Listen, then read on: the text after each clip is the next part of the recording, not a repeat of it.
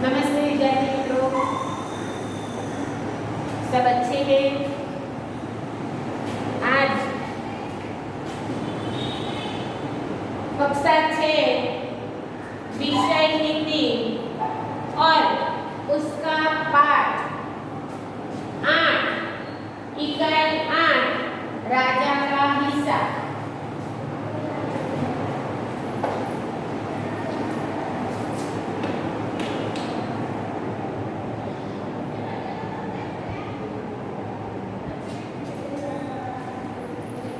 राजा का हिस्सा इकाई हम पढ़ने जा रहे हैं। यहाँ पे राजा को तो आप पहचानते ही हैं। राजा किसको बोलते हैं? राजा और रानी। पहले के समय में अपने यहाँ पर राजाओं का राज था, उस राजा की बात हुई। यहाँ पे जो अच्छे राजा थे, जो अपने प्रजा के लिए जीते थे, प्रजा के लिए कार्य करते थे, ऐसे एक राजा भोज, उसकी यहाँ एक उसकी जीवन में से एक प्रसंग यहाँ आपने को बताया है। एक आदर्श जो राजा होता है वह अपनी प्रजा के लिए खड़ा रहता है, प्रजा के लिए हर काम करने के लिए वह तैयार होता है और प्रजा की भलाई में ही उसकी भलाई है ऐसा वह समझता है। वह स्वयं राज्य में घूमता है और अपनी प्रजा के बारे में सोचता है। वह स्वयं यानी खुद अपने राज्य में पूरा भ्रमण करता है यानी घूमता है और अपने राज्य में किसको क्या दुख है, कौन प्रजा दुखी है, किसको क्या प्रॉब्लम है, उसकी बात करता रहता है। प्रजा के दुख दूर करने के लिए वह सदा तैयार रहता है। अपनी प्रजा दुखी न हो उसके लिए वह हमेशा तैयार रहता है। ऐसे राजा भोज की बात यहाँ बताई गई है और इस पाठ में प्रजा के प्रति जो राजा का प्रेम है उसका एक प्रसंग यहाँ दिया गया है।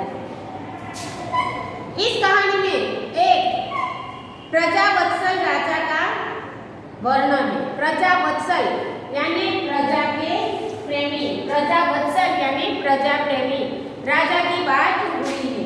राजा प्रजा को कठिनाइयों में हमेशा उसकी मदद के लिए तत्पर रहते हैं।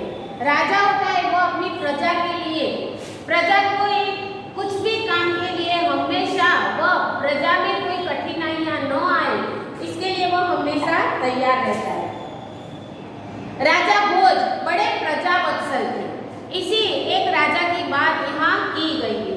राजा भोज बड़े प्रजावत्सल थे। प्रजावत्सल यानी प्रजा प्रेमी, प्रजा यानी जनता। अपनी प्रजा सुखी तो राजा सुखी ऐसा वो मानते थे। वे स्वयं राज्य में घूम कर प्रजा की कठिनाइयों को देखा करते थे। वह खुद पूरे राज्य में घूमते रहते थे।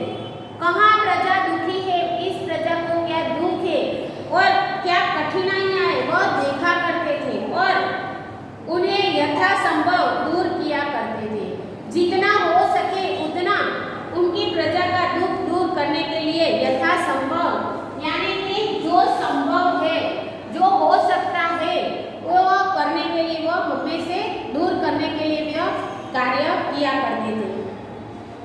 एक दिन राजा अपनी रानी के साथ रथ पर सवार होकर राज्य का भ्रमण कर रहे थे।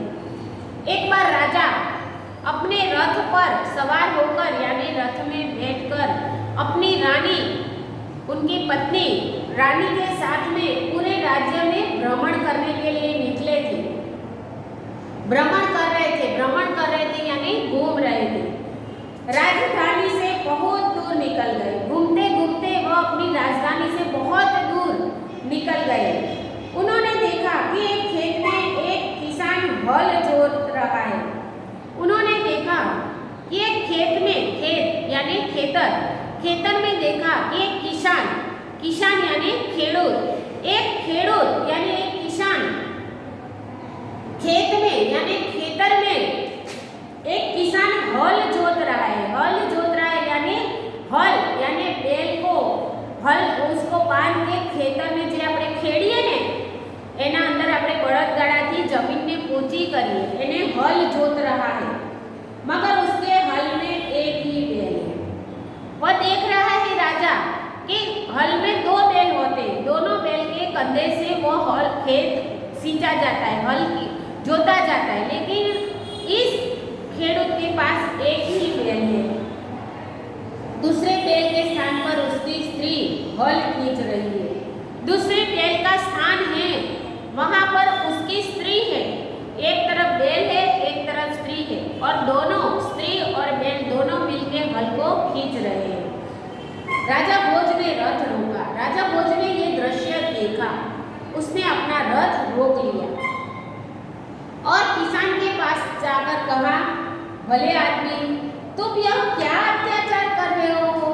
किसान को जाकर राजा बोलते हैं कि हे भले आदमी, तुम इतना बड़ा अत्याचार कर रहे हो कि जहाँ बैल को काम करना चाहिए उस जगह पे आपने अपनी औरत को खड़ा किया है। भला कहीं स्त्री को भी हल में जोता जाता है?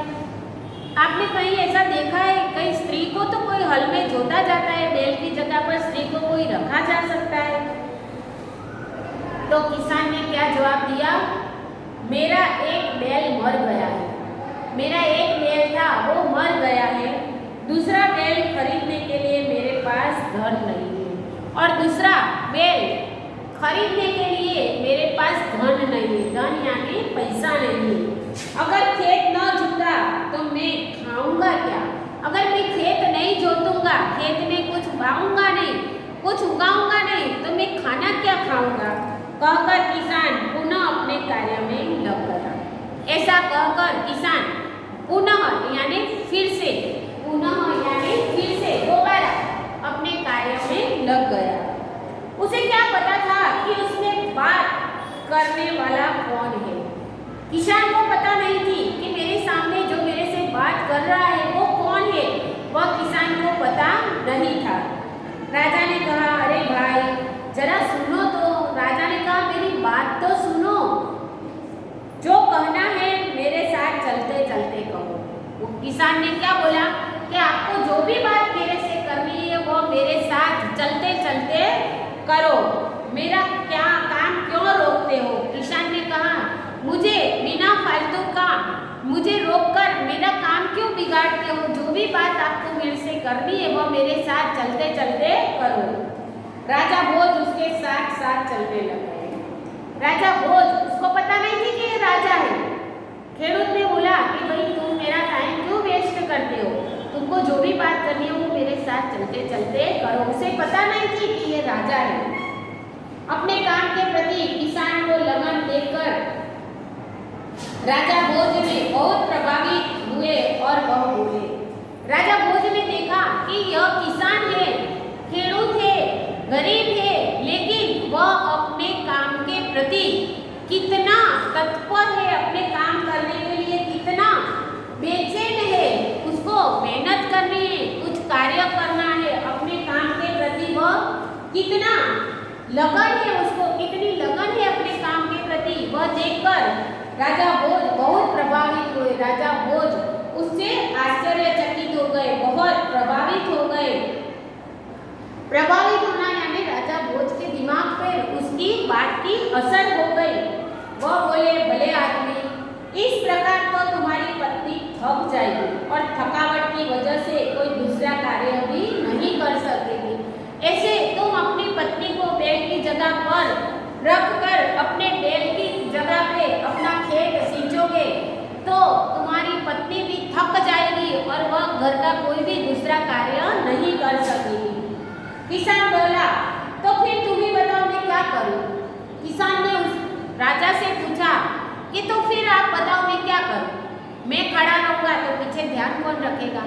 अगर मेरी औरत खड़ी नहीं रहेगी तो हम खेत में कुछ भी डाल सकेंगे नहीं, दाना नहीं उगेगा तो हम खाएंगे क्या? राजा ने कहा, तुम मेरे साथ चलो, मैं अपना एक बैल तुम्हें दे देता हूँ। राजा ने बोला कि चल तू मेरे साथ चल, मैं तुम्हें मेरा एक बैल दे देता हूँ, मगर इतनी देर मुझे काम रुकना पड़ेगा। तुम ही बैल ला दो। किसान बोला कि मैं तुम्हारे साथ आऊंगा बैल लेने के लिए, तो उतनी देर मेरा काम समय तो खराब हो जाएगा। ऐसा करो, तुम्हें मुझे बेल देना ही है तो तुम ही मुझे बेल लाकर दे दो। अच्छा ऐसा करो, तुम अपनी पत्नी को रथ के पास भेज दो, वह मेरी पत्नी से बेल ले आएगी। किसान राजा ने बोला ऐसा करो, मेरा रथ खड़ा है वहाँ पे और वहाँ पे रथ में मेरी पत्नी है। तुम ऐसा करो कि तुम्हारी पत्नी को मेरी पत्नी के पास भेज दो और उसको बोलो वो वहाँ से रथ ले आएगी। तब तक मैं तुम्हारा हल जोतूंगा। राजा ने कहा मैं तुम्हारी पत्नी की जगह पर मैं खड़ा रहता हूँ, मैं तुम्हारा कार्य करता हूँ। आपकी पत्नी को बोलो वहाँ जाए, वहाँ रथ खड़ा है, उसमें मेरी पत्नी बैठी है, वह उसे रथ दिलाकर लाएगी, बेल दिलाकर लाएगी। किसान इस बात पर राजी हो गया क्योंकि उसका टाइम भी वेस्ट नहीं हो रहा था, उसका काम भी खराब नहीं हो रहा था और बेल भी मिल रहा था, इसलिए किसान राजी हो गया। राजा भोज हल में जुटे गए। राजा भोज हल में जुटे गए यानी राजा भोज ने अपने कंधे पर वो एक तरफ बेल था, बेल के ऊपर की जो दो लकड़ियां है वो अपने गले में लगा दी और बेल जोतने लग गए। किसान इस बात पर राजी हो गया। राजा भोज हल में जुटे गए और किसान की पत्नी रथ के पास चली गई। उसने रानी को सारी बात बता दी। उस पत्नी ने, खेडूत की पत्नी ने रानी को अपनी पूरी बात बता दी। रानी ने पूरी बात सुनकर कहा तुम्हारा बैल तो कमजोर होगा। रानी ने कहा तुम्हारा बैल तो कमजोर अशक्त होगा, वह हमारे बैल का साथ नहीं दे सकेगा। तुम्हारा बैल कमजोर है और हमारा बैल तो शक्तिशाली है, वह उसका साथ नहीं दे सकेगा। इसीलिए तुम दोनों ही बैल ले जाओ। हमारे रथ में दो बैल है, एक बैल हमारे बैल शक्तिशाली है और तुम्हारा बैल कमजोर है, तो ऐसा करो कि तुम दोनों बैल लेकर चले जाओ। किसान की पत्नी दोनों बैल लेकर खेत पर पहुंची। किसान बहुत प्रसन्न हुआ, किसान बहुत खुश हो गया दो बैल लेकर। राजा भोज ने कहा अगर कभी कोई दिक्कत हो तो मेरे पास आना, अगर तुम्हें कभी कोई भी परेशानी आए, कोई भी समस्या आए, कुछ भी मुसीबत आए, दिक्कत यानी मुसीबत, बाधा, तुम्हारे कार्य में कोई भी बाधा आए तो तुम मेरे पास चले आना। कहकर राजा भोज ने उसे अपना परिचय दिया तो किसान बहुत शर्मिंदा हुआ। जब उसने बोला कि मैं राजा भोज हूँ और तुम्हारे काम में आ सकता हूँ, तो आप मुझे कभी भी तुम्हारे जरूर पड़े तो तुम मेरे पास आ सकते हो। यह बात सुनकर किसान को बहुत शर्मिंदा होना पड़ा, शर्म में गिर गया। उसने राजा से बार बार क्षमा मांगी। वह राजा से क्षमा मांगने लगा, माफी मांगने लगा कि तुम इतने बड़े राजा होकर मैंने आपको कौन सा काम बता दिया और आपने मेरे खेत जोते। राजा प्रसन्न होकर वापस चल दिए। राजा खुश हो गए और वहां से वापस चल दिए। उस बार उस किसान के खेत में बहुत अच्छी फसल हुई। दोनों बैल राजा ने दिया और उस बार राजा किसान के खेत में बहुत अच्छी फसल यानी पाक, अच्छा सा पाक उगा, अच्छी फसल हुई। उसके आश्चर्य का ठिकाना न रहा। उसे बहुत नवाई लगी कि मेरे खेत में इतना सारी फसल हुई है। वह खुश हो गया। जब उसने देखा कि खेत में जितने हिस्से को राजा भोज ने जोता था उसमें मोती उगे थे, बाकी के हिस्से में उम्दा किस्म के गेहूं उगे थे। उसने देखा कि जिस हिस्से में बैल के साथ में राजा जुड़े हुए थे और राजा ने जिस हिस्से को जोता था उसमें मोती, सच्चे मोती, डायमंड जिसको बोलते अपने हीरा, वो मोती उगे थे। और जिसमें उनके दोनों बैलों ने जिस खेत में जोता था वहाँ अच्छी किस्म के गेहूं उगे थे। किसान बहुत प्रसन्न हुआ, किसान बहुत खुश हुआ। किसान ने सारी मोती इकट्ठे किए और राजा भोज के पास जा पहुंचा।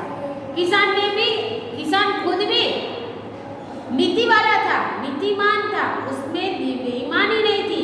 वो मेहनत करने के लिए राजी था। उसने क्या करा, पूरा मोती इकट्ठे किए और राजा भोज के पास चला गया। उसने सारे मोती राजा भोज के चरणों में रख दिए। उसने क्या करा, पूरे मोती राजा भोज के चरणों में यानी उनके पाँव में पूरी थाली भरकर, आपको चित्र में दिया ही है, किस्सा कह सुनाया। फिर उसने अपने राजा से पूरी बात बताई कि आपने जिस बाग में हल जोता था उस बाग में तो ये मोती निकले, और जहाँ बैल ने जोता था वहाँ पे अच्छे किस्म के गेहूँ निकले। राजा ने कहा ये मोती तुम्हारे खेत में उगे हैं, इन पर तुम्हारा हक है। राजा ने कहा ये खेत तुम्हारा था, मैंने जोता था, लेकिन खेत तुम्हारा था, खेत में उगे हुए मोती पे तुम्हारा अधिकार है, तुम्हारा हक है, इन्हें तुम्हें अपने अधिकार में रखो, इन्हें तुम्हारा ही अधिकार है इस पर, और तुम्हारे अधिकार में रखो। किसान ने कहा नहीं महाराज, यह आपके परिश्रम का प्रताप है। नहीं महाराज, आपने मेरे खेत में जो मेहनत की थी उस मेहनत का परिणाम है, इन्हें इसलिए मैं इन्हें नहीं ले जाऊंगा, इसलिए मैं इस मोती को नहीं ले जाऊंगा। मेरी प्रार्थना है कि आप इन्हें राजकोष में जमा कर लें। मेरी एक प्रार्थना है कि आप इस मोती को रख लें अपने राजकोष। राजकोष यानी राजा के भंडारा होता है, राजा की जो जगह होती है सब चीज रखने की, वहाँ राजा के राजकोष में रख दीजिए। राजा का खजाना, जहाँ राजा का बहुत बड़ा खजाना पड़ा है उसमें ये मोती को रख दीजिए और राजकोष में जमा कर ले और गरीबों की भलाई के लिए काम लेंगे। और जब आपको कोई गरीबों को दान देना है तब इस मोती का आप दान में उपयोग कर लेना। किसान ने खूब प्रार्थना की। किसान की बात सुनकर राजा बहुत प्रसन्न हुए। किसान की बात सुनकर राजा बहुत खुश हुए और उन्होंने मोती स्वीकार कर लिए और उन्होंने किसान के हाथ में से मोती सब अपने पास रख लिए और उस मोती का गरीबों में बांटने का जो निर्णय उसने किया उससे राजा बहुत खुश हुए। राजा को पता चला कि जब मैं इतना नीति वाला हूँ तो मेरी प्रजा भी ऐसी नीतिवान है। इस बात पे भी राजा को बहुत गर्व हुआ। यहाँ राजा का हिस्सा, राजा का भार, राजा का फल उसको मिल गया। यानी हम लोग परिश्रम करते हैं तो उसका फल अपने को अवश्य प्राप्त होता है। इस कहानी पे से अपने को यह सीख मिलती है कि ऐसे राजा और ऐसी प्रजा हो तो अपना राज्य अच्छी तरह से चल सकता है। यहाँ आपकी यहाँ ये सत्र पूर्ण होता है, उसके बाद में पुनरावर्तन 2 दिया गया है। वह पुनरावर्तन 2 भी आपको विषय की नोट में लिखना है। मैंने यहाँ पे वापस आपको पुनरावर्तन 2 लिखना भूल गई हूँ, लेसन में गृह कार्य में देती हूँ। दूसरी बार के क्लास में पुनरावर्तन 2 भी आपको विषय की नोट में लिखना है। सबसे पहले हिस्सा, फिर शब्दार्थ पूरे हुए, उसके बाद गृह कार्य की नोट में अभ्यास और स्वाध्याय लिखना है। आपको मैंने एक अनुलेखन की नोट भी बनवाई थी। उस नोट में आपको मातृभाषा में अनुवाद करने का बोला था। आप लोगों को हर एक पाठ और हर एक कहानी का मातृभाषा में अनुवाद करना था। जैसे कि राजा भोज बड़े प्रजावत्सल थे। राजा भोज बड़े प्रजावत्सल यानी प्रजा प्रेमी હતા। राजा भोज बहु मोटा प्रजा प्रेमी હતા। वे स्वयं राज्य में घूम कर प्रजा की कठिनाइयों को देखा करते थे। તેઓ જાતે સ્વયં એટલે જાતે રાજ્યમાં ફરી અને પ્રજાની પરેશાની તકલીફો જોતા देखा करते थे એટલે જોતા અને और उन्हें यथासंभव दूर किया करते थे। एक तकलीफो जोता ने यथासंभव એટલે જેટલું બને એટલું એ તકલીફ दूर કરવા માટે तैयार रहता था। एक दिन राजा अपनी रानी के साथ रथ पर सवार होकर राज्य का भ्रमण कर रहे थे। एक दिन એટલે एक दिवस अपनी रानी के साथ राजा પોતાની રાણીની સાથે रथ पर सवार होकर એટલે સાથે રથમાં બેસીને राज्य का भ्रमण कर रहे थे એટલે રાજ્યમાં ફરી રહ્યા હતા। એવી રીતે તમારે એનું ગુજરાતી अनुलेखनની નોટમાં કરવાનું છે। એટલે અહીંયા તમારે માતૃભાષામાં स्वाध्याय विषय की नोट में लिखना है। यहाँ आपको अभ्यास क्रम आपका पूर्ण होता है और पुनरावर्तन 2 भी आपको विषय की नोट में लिखना है। सबको पता चल गया होगा। और अगर आप लोग पाठ में ध्यान दे रहे हैं तो आपको शब्दार्थ, आपको स्वाध्याय और अभ्यास लिखने में भी कोई कठिनाइयाँ होगी नहीं। तब तक के लिए आज्ञा मांगते